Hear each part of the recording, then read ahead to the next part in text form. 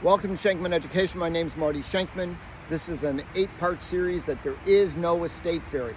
A lot of people do poor planning or cheap planning or simple planning because they think it's all that it takes. And there is no estate fairy. Taking a quick or simple or cheap route when you need something more is not going to do enough. One of the things that people mix up or mess up a lot is state inheritance tax. There's 5 states, New Jersey, I think Pennsylvania, Kentucky, there's 5 states that assess an inheritance tax. It's different than an estate tax. An inheritance tax is a tax on the recipient.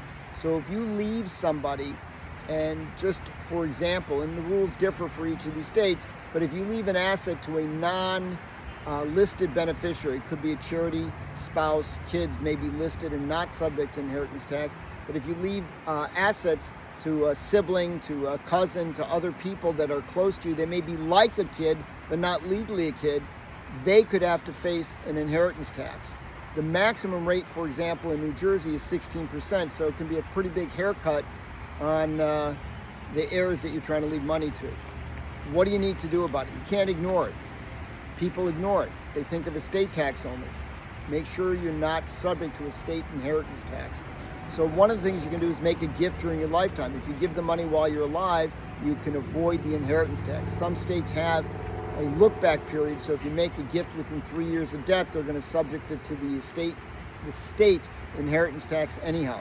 But gifting while you're alive, that works. Well, what if you need the money and it's all going to go to nieces and nephews or cousins or whatever, and you need access? You could set up an irrevocable trust in a state that permits self-settled trust where you can be a beneficiary. You can set up a trust in a state where you live with a spouse if you have a spouse as a beneficiary, and that way you're moving the assets out of your estate. You hopefully can live long enough to surpass the 3-year or whatever look back your state has, but that's a more complex way that you can get access to your money, get it out of the reach of the inheritance tax, and ultimately have it go tax-free, inheritance tax-free, to whoever you want. There may be other ways you can address it.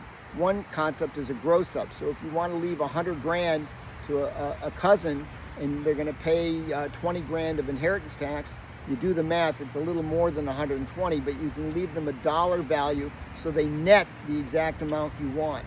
So you can avoid it, you can address it, you can ignore it, but it's a material tax in any of those 5 states, and it's something to pay attention to.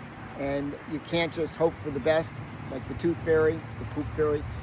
You got a plan. Thank you for joining me. Please keep in mind all the information on Shenkman Education is for educational purposes only. Don't take any legal action without appropriate professional guidance. For more information, see www.shenkmaneducation.com. Thank you.